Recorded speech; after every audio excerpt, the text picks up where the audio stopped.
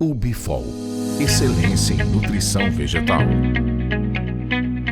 Olá, eu sou a Nayara Pereira, meteorologista da Climatempo, e em parceria com a Ubifol trago atualizações da previsão do tempo para a região sudeste.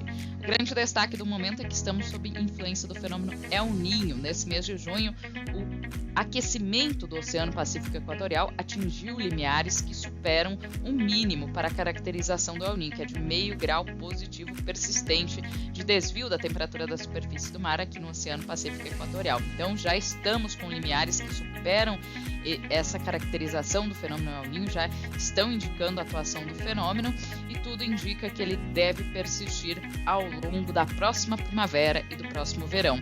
Essa é uma previsão probabilística dos institutos norte-americanos, onde as barras em vermelho indicam a probabilidade para a ocorrência de El Niño e elas superam 90% até o trimestre de janeiro, fevereiro e março de 2024. Então, o fenômeno deve persistir pelo menos até o próximo verão, deve impactar o período chuvoso, especialmente primavera e verão no interior do Brasil. E é quando ele deve estar mais fortalecido, ele pode chegar a ser um evento de forte intensidade durante a próxima primavera, então deve ter seus efeitos mais marcados.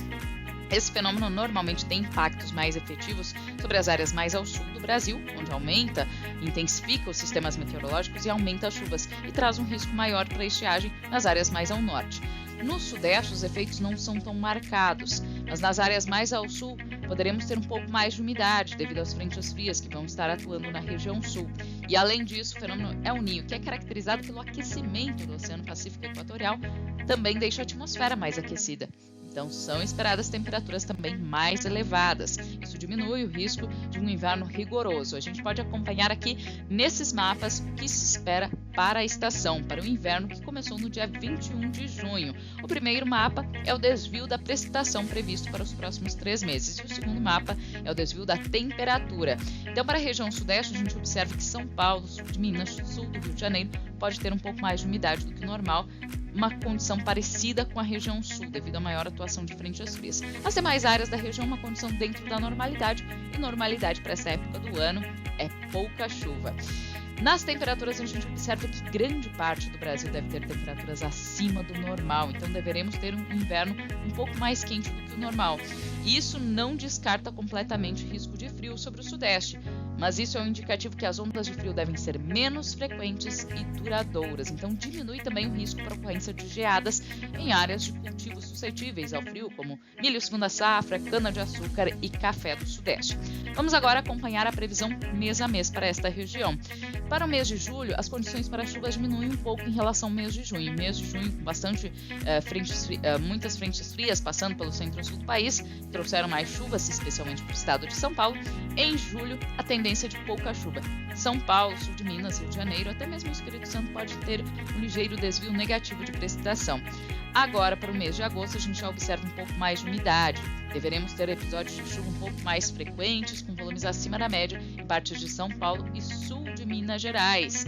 Essa chuva pode impactar atividades no campo, especialmente colheita da cana-de-açúcar, colheita do café. Então, poderemos ter um pouco mais de umidade aí da metade para frente do inverno nas áreas mais ao sul do sudeste. Em contrapartida, as áreas mais ao norte devem ter uma condição mais seca.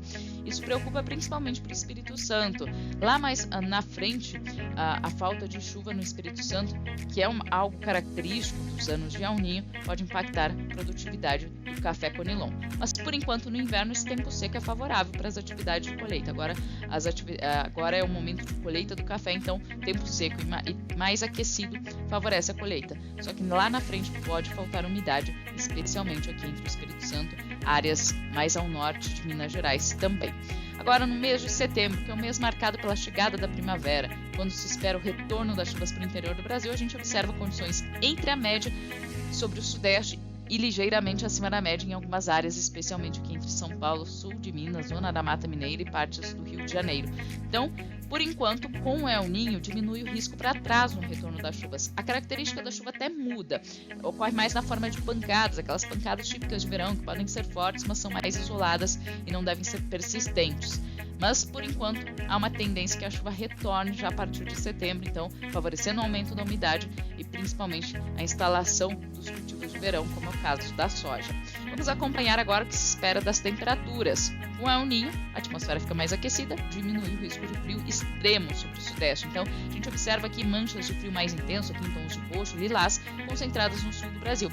Eventualmente, as frentes frias vão vir acompanhadas por ondas de frio mais intensas, que devem atingir o sul de São Paulo, sul de Minas, mas principalmente as regiões mais frias devem ter temperaturas mais baixas. Entre o interior de São Paulo e Minas Gerais, o risco para ocorrência de geadas é muito baixo. E também com a atmosfera mais aquecida se esperam temperaturas máximas mais elevadas, especialmente no meio oeste, entre São Paulo e Minas Gerais.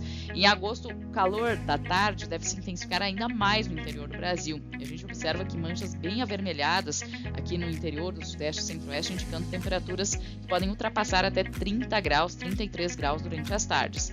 As temperaturas mínimas reduzem um pouco, a gente pode ter picos de frio um pouco mais intensos entre São Paulo, Sul e Triângulo Mineiro, aqui mínimas até beirando 3 graus. Então, é um mês que ainda tem alerta, tem risco para ocorrência de episódios de geada. Por enquanto, o indicativo é para episódios bem fracos, isolados, não tem indicativo de extremos de frio a ponto de trazer geadas mais fortes. Mas é algo que tem que ser monitorado no mês de agosto, então com um sinal de frio um pouco mais intenso no interior do sudeste. Setembro já o frio diminui bastante no centro-sul do país de uma forma geral, no sudeste diminui bastante o risco de frio mais intenso e o destaque fica por conta das altas temperaturas durante as tardes, as máximas vão ficar cada vez mais elevadas e a primavera pode começar com fortes ondas de calor. Então teremos o retorno das chuvas já para o interior do sudeste, um aumento das chuvas em setembro, mas fica o alerta por causa das fortes ondas de calor que podem impactar aqui boa parte da região. Esses são os destaques da previsão do tempo para a região sudeste. Eu volto no próximo mês com novas atualizações. Até mais! UbiFol, excelência em nutrição vegetal.